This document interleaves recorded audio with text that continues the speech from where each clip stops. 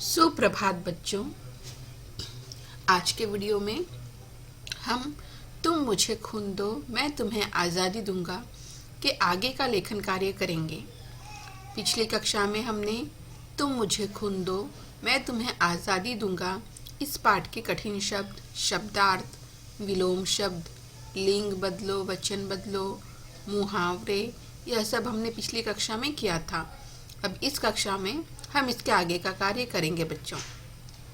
हालांकि हम यह तीन चीज़ें मुहावरे, अर्थ और वाक्य में प्रयोग करो जो है यह तीन वाक्य में प्रयोग करो हम कर चुके हैं, पर एक बार पुनः मैं करवाती हूँ, आप इसे ध्यान से सुनेंगे और समझेंगे। मुहावरे, अर्थ और वाक्य में प्रयोग। पहला, जान के पीछे पड़ना अर्थात परेशान या तंग करना। तो मैंने पिछली बार आपको बताया था कि हम किसी भी तरह का कोई भी अर्थपूर्ण वाक्य बना सकते हैं। जैसे मैंने बनाया था, राधा बाहर जाने के लिए अपनी माँ के जान के पीछे पड़ गई। आप कोई और भी कुछ भी वाक्य बना सकते हैं कि वह पागल कुत्ता मेरी जान के पीछे ही पड़ गया, या शिकारी शिकार के जान के पीछे ही पड़ गया। इस तरह के वाक्य आप बना सकते हैं बच्चों। उसके पश्चात दूसरा, घूर घूर कर देखना अर्थात आश्चर्य या गुस्से से देखना, यानी एकटक देखना। तो बच्चों को शोर मचाते देखकर पिताजी उन्हें घूर घूर कर देखने लगे। आप यह वाक्य भी बना सकते हैं बच्चों। इसके पश्चात झेंप जाना यानी शर्मिंदा होना या लज्जित होना। तो हम लिख सकते हैं, परीक्षा में नकल करते हुए पकड़े जाने पर गौरव झेंप गया, या पिताजी ने जब गौरव को सबके सामने डांटा तो गौरव झेंप गया। इस तरह का आप वाक्य बना सकते हैं बच्चों। इसके पश्चात है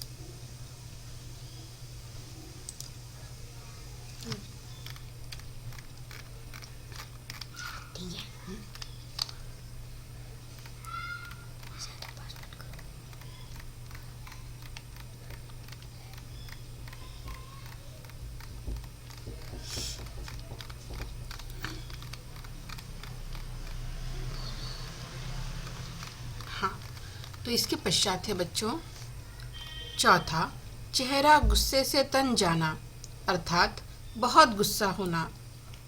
जब दोस्तों ने मुझे चिढ़ाया तो मेरा चेहरा गुस्से से तन गया। हम यह भी लिख सकते हैं। इसके पश्चात गर्मजोशी से स्वागत करना अर्थात बहुत खुशी से स्वागत करना। हम लिख सकते हैं, हमने मेहमानों का गर्मजोशी से स्वागत किया, या हम मेहमानों का गर्मजोशी से स्वागत करते हैं, या जब मेरी मौसी आई तो मैंने उसका गर्मजोशी से स्वागत किया। आप इस तरह से भी वाक्य बना सकते हैं बच्चों। उसके पश्चात है नंबर 6, सोच में पड़ जाना। सोच में पड़ जाना अर्थात विचार करना।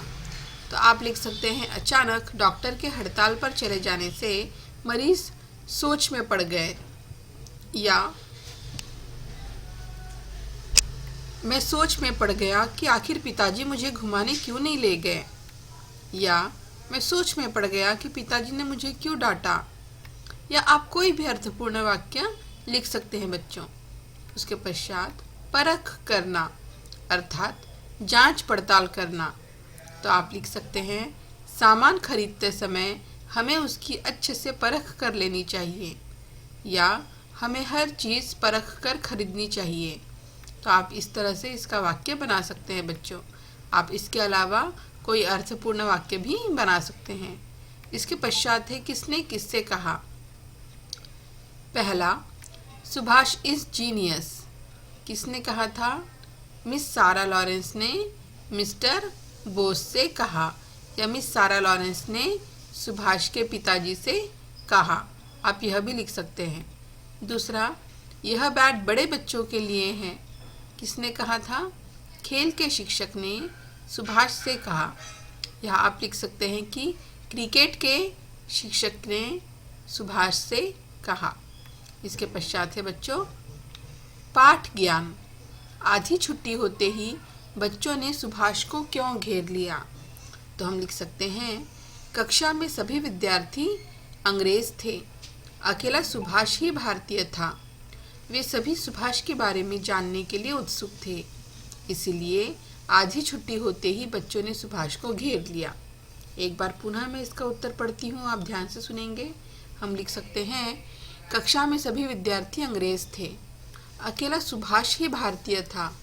वे सभी सुभाष के बारे में जानने के लिए उत्सुक थे, इसीलिए आधी छुट्टी होते ही बच्चों ने सुभाष को घेर लिया।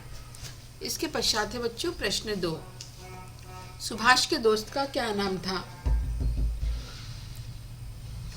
तो हम लिख सकते हैं, और उसका दूसरा एक और प्रश्न है स्कूल में उसकी पिटाई क्यों होती थी? अर्थात सुभाष के दोस्त का क्या नाम था और स्कूल में उसकी पिटाई क्यों होती थी? तो हम इन दोनों प्रश्नों का उत्तर लिख सकते हैं कि सुभाष के दोस्त का नाम हैरी था और वह रटने में कमज़ोर था, इसलिए उसकी पिटाई होती थी।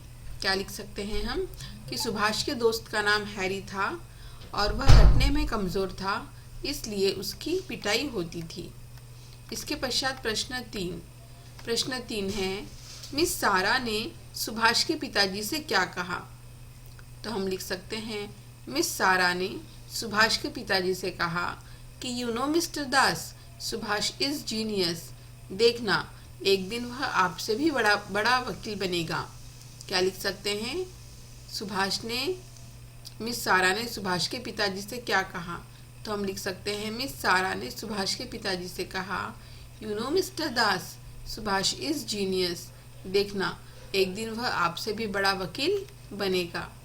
इसके पश्चात है बच्चों प्रश्न 4। सुभाष पर गांधी जी के भाषण का क्या प्रभाव पड़ा?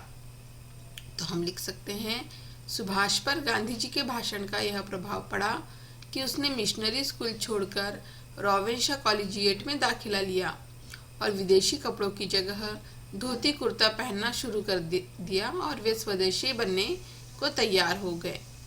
एक बार पुनः सुभाष पर गांधी जी के भाषण का क्या प्रभाव पड़ा? तो सुभाष पर गांधी जी के भाषण का यह प्रभाव पड़ा कि उसने मिशनरी स्कूल छोड़कर रॉवेंशा कॉलेजिएट में दाखिला लिया और विदेशी कपड़ों की जगह धोती कुर्ता पहनना शुरू कर दिया और वे पूरी तरह से स्वदेशी बनने को तैयार हो गए। इसके पश्चात है बच्चों प्रश्न 5। 11 अगस्त को सब बच्चों ने उपवास क्यों रखा? तो हम लिख सकते हैं 11 अगस्त को सब बच्चों ने उपवास रखा क्योंकि इस दिन बंगाल के प्रसिद्ध शहीद खुदीराम बोस की बरसी थी। क्या लिख सकते हैं 11 अगस्त को सब बच्चों ने उपवास रखा क्योंकि इस दिन बंगाल के प्रसिद्ध शहीद खुदीराम बोस की बरसी थी। इसके पश्चात है बच्चों इस पाठ से हमें क्या सीख मिलती है? तो हम लिख सकते हैं इस पाठ से हमें यह सीख मिलती है कि स्वदेशी को अपनाना चाहिए और शहीदों का सम्मान करना चाहिए और मन में देश प्रेम की भावना रखने की सीख हमें इस पाठ से मिलती है। एक बार पुनः हम इसे पढ़ते हैं। इस पाठ से हमें यह सीख मिलती है कि स्वदेशी को अपनाना चाहिए और शहीदों का सम्मान करना चाहिए, साथ ही अपने मन में देश प्रेम की भावना रखनी चाहिए बच्चों। तो यह आज का आपका लेखन कार्य है। आज का आपका यह समस्त लेखन कार्य आपको आपकी लेखन पुस्तिका में लिखना है बच्चों। ठीक है, आज के वीडियो में बस इतना ही और मिलते हैं अगले वीडियो में। तब तक के लिए धन्यवाद बच्चों।